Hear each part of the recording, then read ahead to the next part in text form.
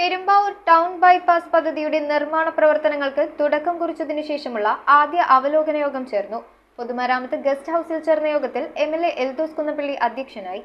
Perumbavoor town bypass പദ്ധതിയുടെ നിർമ്മാണ പ്രവർത്തനങ്ങൾക്ക് തുടക്കം കുറിച്ചതിനു ശേഷമുള്ള ആദ്യ അവലോകന യോഗമാണ് പൊതുമരാമത്ത് ഗസ്റ്റ് ഹൌസിൽ ചേർന്നത്. പെരുമ്പാവൂർ എംഎൽഎ എൽദോസ് കുന്നപ്പള്ളിയുടെ അധ്യക്ഷതയിൽ RBDC റൈറ്റ്സ് പ്രതിനിധികൾ, കരാറുകാർ എന്നിവരുടെ സംയുക്ത യോഗമാണ് നടന്നത്. പ്രവൃത്തികൾ സമയബന്ധിതമായി പൂർത്തിയാക്കുന്നതിന് കൃത്യമായ മാസ്റ്റർ പ്ലാൻ തയ്യാറാക്കിയിട്ടുണ്ടെന്ന് എംഎൽഎ അറിയിച്ചു. 2025 ഏപ്രിൽ മാസത്തോടുകൂടി നിർമ്മാണം പൂർത്തിയാക്കി ഒന്നാം ഘട്ടം നാടിന് സമർപ്പിക്കാനാകുമെന്നാണ് പ്രതീക്ഷിക്കുന്നത്.